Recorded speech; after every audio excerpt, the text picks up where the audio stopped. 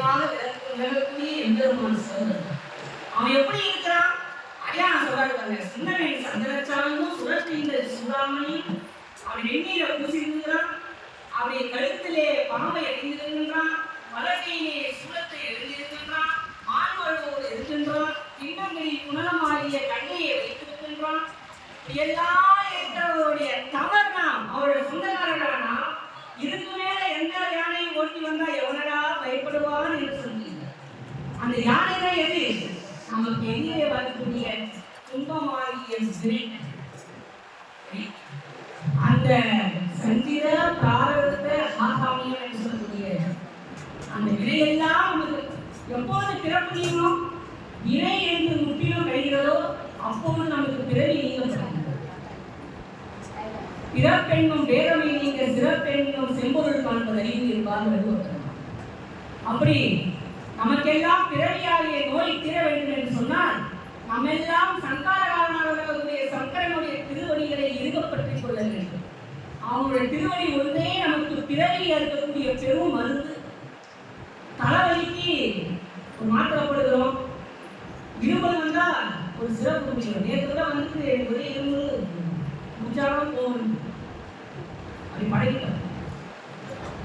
அப்படி தொழில் வந்தா இன்ஜெக்ஷன் முடியும். சிறு துன்பத்தை நீக்கிக் கொள்ள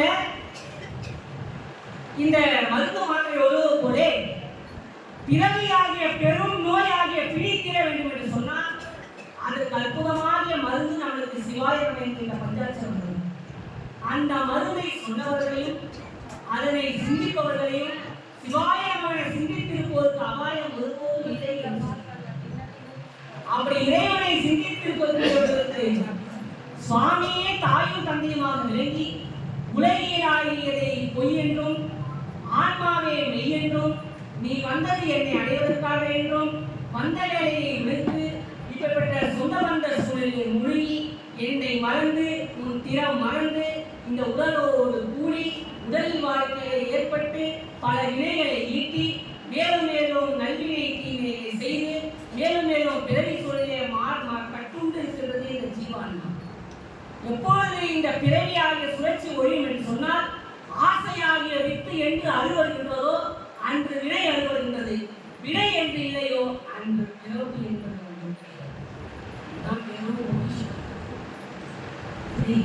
சொல்லிட்டாரு.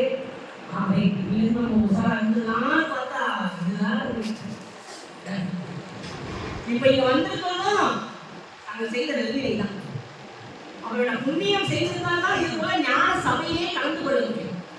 அப்படி நாவுக்கரசர் குருபூஜையெல்லாம் கலந்து கொள்வது நம்ம பிறவியிலே செய்த பெரும் புண்ணியம் சொல்லி மீண்டும் வரலாற்றை சிந்தித்து